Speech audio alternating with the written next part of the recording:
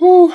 Hello, everybody. I'm a bit sick, recovering from a sickness, but I do want to talk about the aftermath of one of the regressive talking points, which was Tamir Rice, this 12-year-old black kid who had a fake gun that looked exactly like a real gun, and he was shot by the cops.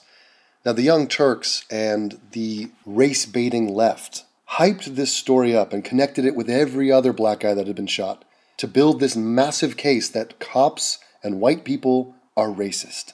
See, yet another example. Oh, the guy had a toy gun, but he got shot, and he was black, and the cops were white, so you do the math. Let's review some of the hysteria from the Young Turks in the aftermath of Tamir Rice. I'm outraged, and I'm outraged because this is not a one-off incident. There's a pattern of this. There's a pattern of police and excessive force. This happens all the time. Just go to Google and start typing in unarmed. Police shoot unarmed, and then it'll just pull up 100 cases, okay, of people being shot by the police who are not armed. Oh God, Stephen. Oh God, Stephen. Jesus. This guy is so inflammatory. At least for me personally. The man absolutely irks me. His face, the flatness, the droopiness, the demeanor, the jowls. It all comes together, and it's very difficult for me to get through that. Now, Stephen, what you just explained is quintessential confirmation bias.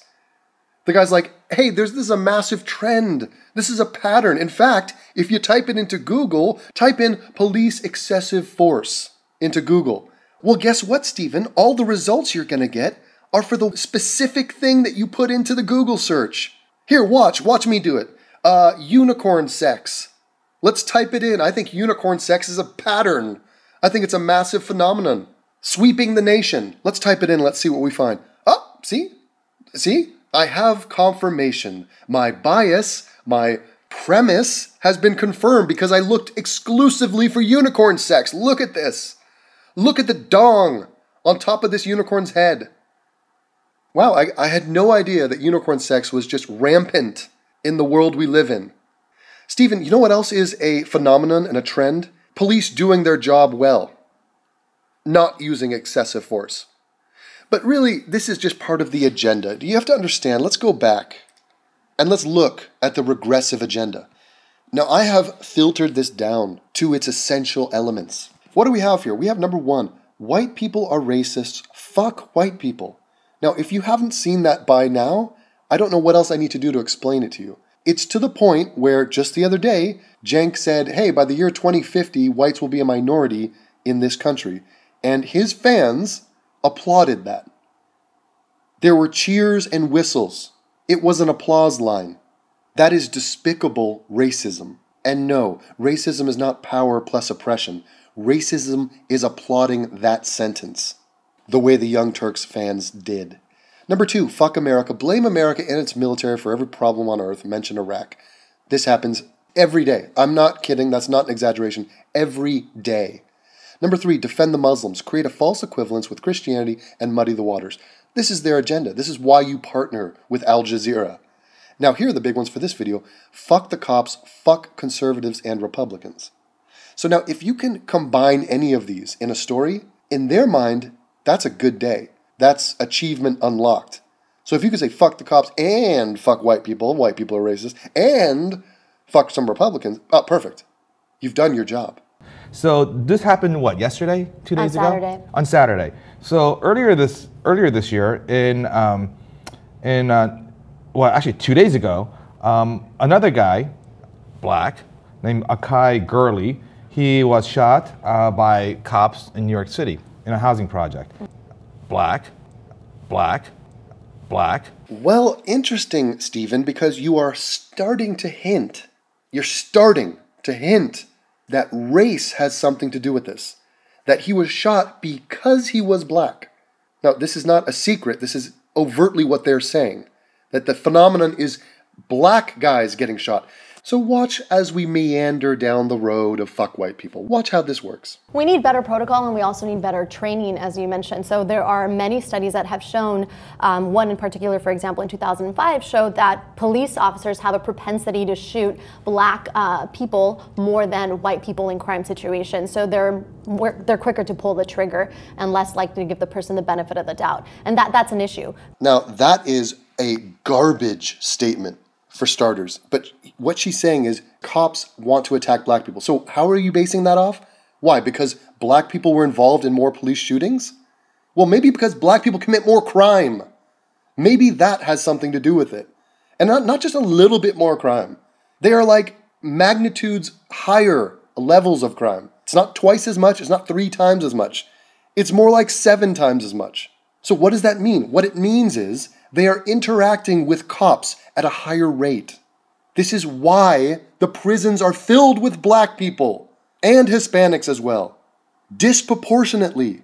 This is why you have instances of police dealing with black criminals more often, because they have to do that. That is their job.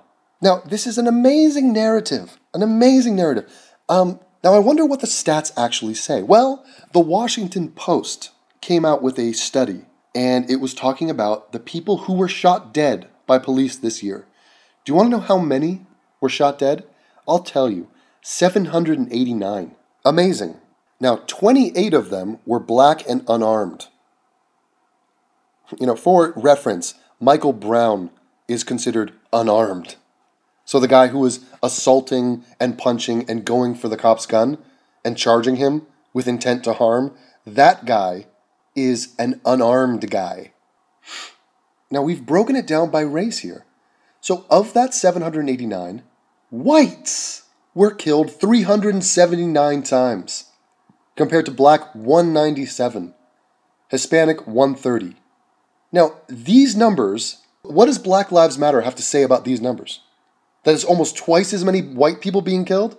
Now, when you factor in the per capita nature of the populations of these two groups, which is like 63% to 13%, it seems to be disproportionately black. But when you also factor in the number of encounters that black people have with cops, the number of crimes that black people commit and therefore antagonize cops, then these numbers make perfect sense. Absolutely perfect sense. But see, the Young Turks and Cenk, if they actually cared about police brutality, if they actually cared about unarmed people getting shot, they would be doing videos about white people being shot. Twice as many. They would be doing twice as many videos about white people being shot. But they are not. Because white people, well, first of all, it's fuck white people. White people are racist, fuck white people. And also, white people are not down. White people are not to be protected. White people are not the poor, helpless minority. Oh, we will be, and I'm sure the Young Turks and others like them will not give a shit when white people are the minority in the country. But no, it's protect black people. Black people are probably noble, probably wronged, probably victims of racism, probably can't even commit crime. It's not their fault. I mean, once you, quote, here's a quote, once you factor in socioeconomics, it becomes more proportional. Whatever the fuck that means.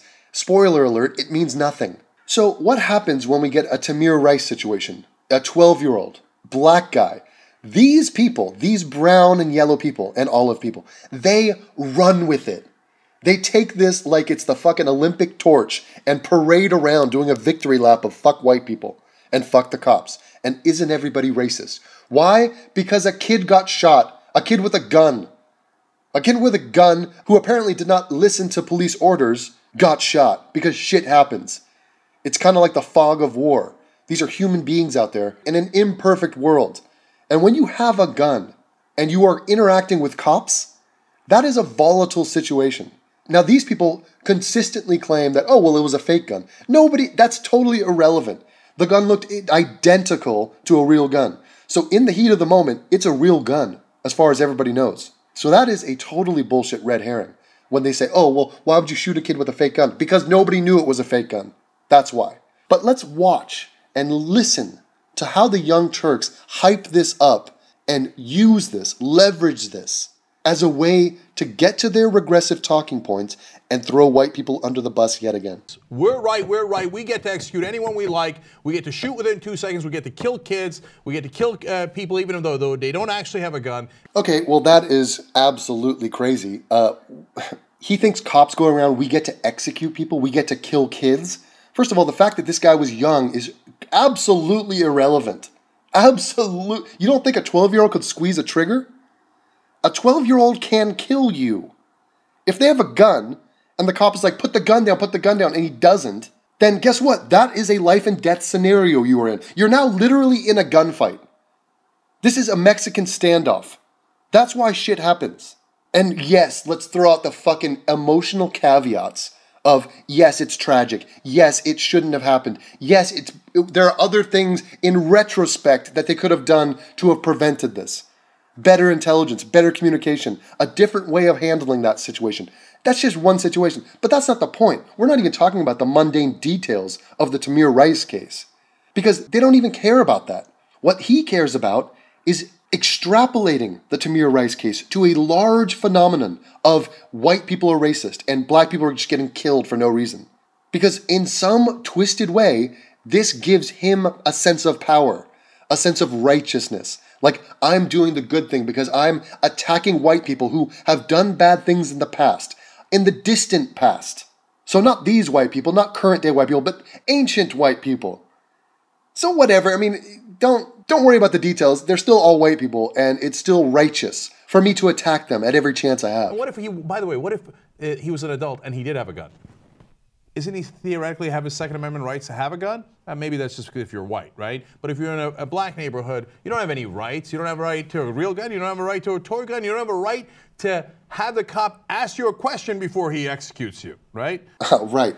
So what you just heard there is more racism, obvious anti-white bigotry. So yeah, Cenk, are you trying to tell me that black people just get shot and killed if they have a gun? White people, it's just buddy-buddy. They just say, hey, you want to come over for a barbecue later? Is that what we're to believe now? So this is an amazing claim. It's an amazing leap that you just took based off this one case, based off a 2-second action from one guy in one particular scenario. And now it's just, oh, this is what white people do, and this is how black people are victimized. And in black neighborhoods, this happens, and in white neighborhoods, that happens. Well, janky poop, I've got news for you. Because the Washington Post, they didn't just cover the unarmed people that were shot, they went into details. Why were they shot? And part of that is weapons. So you got deadly weapons. 624 of them had a deadly weapon. So it was a firefight, most likely. That's why the person got shot. But some of them had toy weapons. Look at this. 26 of them. 26 people this year had a toy weapon and were shot and killed by the police. Now, based on what you just heard, I'm going to click that button and we're going to find out the racial breakdown of those 26 people who had toy weapons and who were shot and killed by cops. Now, based on what you just heard, based on your new understanding about how things operate in black communities and how the cops are just insanely racist and trigger happy when it comes to black people for no fucking reason other than just racism. How many of those 26 people do you think are black? Take a stab. Just throw out a number. Go with your gut. How many do you think are black? 25? You think some Eskimo got offed? How many of the 26? Well, let's find out. Let me click right here. And it turns out that we have 19 cases of white people getting shot who had a toy weapon this year.